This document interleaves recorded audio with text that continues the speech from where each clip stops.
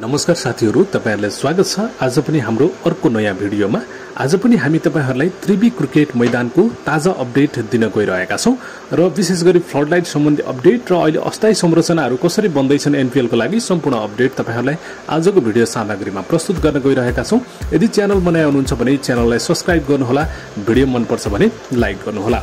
अहिले तपाई दृश्यमा देखिरहनु भएको छ त्रिवी क्रिकेट मैदानमा यो फ्लडलाइटको दृश्य र यहाँ बत्ती हाल्ने क्रमहरू लगभग अन्तिम चरणमा पुगेको छ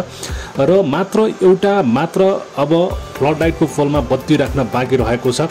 जुन रहेको छ 3 नम्बरको पोलमा बत्ती राख्न बाँकी रहेको छ। बाँकी रहेका पोलहरुमा लगभग बत्ती राखिसकिएको छ भने 1 र 2 नम्बरको पोलमा भने केही 2-3 वटा बत्तीहरू राख्न बाँकी रहेको छ र त्यो बत्ती पनि सम्भवतः आजसम्ममा राखिसक्ने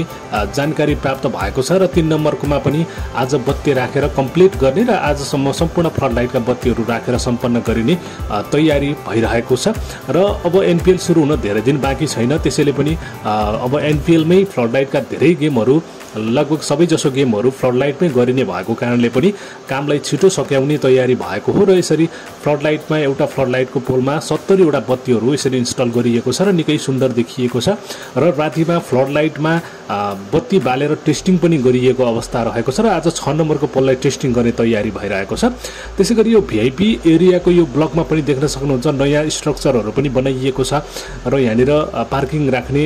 गाडी पार्किङ गर्ने ठाउँहरू पनि बनाइएको छ। त्यसैगरी यहाँबाट यो खेलाडीहरू प्रवेश गर्ने ठाउँहरू पनि यसरी रेडी अवस्थामा बनाइसकिएको अवस्था रहेको छ यो भिआइपी एरियाको भागमा।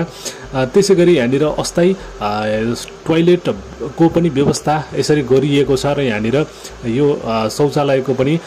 टिनले बारेर बनाइएको छ भने यहाँनिर टोयलेटहरूको स्ट्रक्चर बनाउने कामहरू पनि यसरी अगाडि बढिरहेको छ र यसरी भिभिआइपी कक्षमा यसरी कुर्सीहरू राखेर पनि यो एकदम विशिष्ट व्यक्तिहरू बस्ने ठाउँको लागि पनि यहाँनिर बनाइसकिएको अवस्था रहेको छ र त्यसै अनुसार नै अहिले धमाधम रूपमा एनपीएल को तयारीहरू तीव्र रूपमा भइरहेको तपाईहरुले यहाँनिर दृश्यमा देख्न सक्नुहुन्छ र अहिले त्रिवी क्रिकेट मैदान निकै नै सजिएको छ, सुन्दर देखिएको छ र अब 13,000 दर्शकहरूले यहाँ बसेर अब गेमको मजा लिन पाउनेछन् र 10,000 भने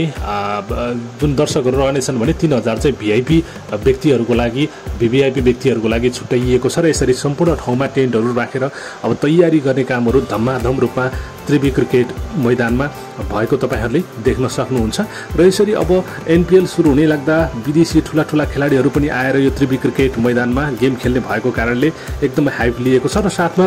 नेपाली टेलिभिजनले पनि अब यो एनपीएल का गेमहरू प्रत्यक्ष प्रसारण गर्ने भएका छन्। युट्युबमा भने नआउने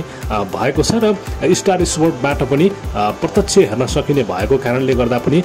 कामहरू यहाँनिर तीव्र रूपमा एकदमै झकिझकाउ तरिकाले गरिरहेको अवस्था रहेको छ र यसरी अब भने नेपाली क्रिकेटको उचाइ यसरी देखिनेछ कि नेपालमा पनि एउटा अन्तर्राष्ट्रिय स्तरको क्रिकेट रङ्गशाला हुनेछ र फ्लडलाइटमै गेम भएको हेर्न हामी सबैले पाउने भएका छौं। आजको अपडेट तपाईहरुलाई कस्तो लाग्यो? अपडेट मन परे लाइक गर्नुहोला, च्यानल बनाए हुनुहुन्छ भने च्यानललाई सब्स्क्राइब गर्न नभुल्नुहोला।